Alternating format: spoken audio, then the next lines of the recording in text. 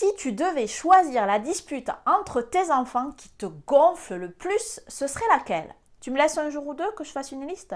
Pardon pour ce vocabulaire un peu familier. En vrai, c'est un faux pardon, t'en as absolument rien à faire de parler comme ça. Mais rien qu'en pensant aux disputes, ça me met déjà dans un état de pré-pétage de plomb.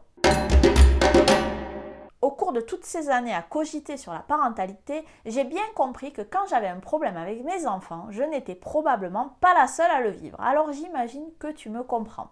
Eh bien, j'ai envie de te dire oui. En observant une dispute entre deux de mes enfants, je me suis rendu compte qu'il y avait deux catégories. La première et la seconde. Très drôle. J'adore faire ça.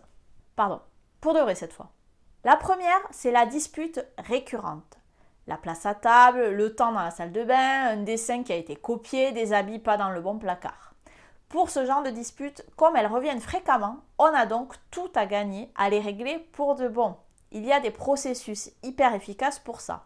Ça pourra être le sujet d'une autre vidéo. La seconde, c'est la dispute ponctuelle. Un regard de travers, un événement particulier qui déclenche une guérilla familiale. Dans ce cas, il me semble que c'est presque là que c'est le plus compliqué. Je m'explique. Oui, s'il te plaît, parce que c'est pas très clair là.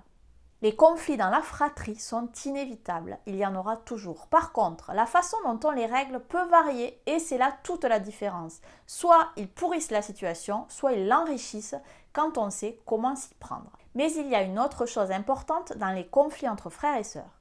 Ce que nous, parents, nous ressentons. Une dispute, ça nous met en colère grave.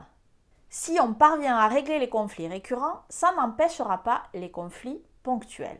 Alors, pour ne pas être impacté par les disputes, il y a une seule solution, travailler sur sa propre colère. Ah, ce que t'es relou avec ce truc de se changer soi-même.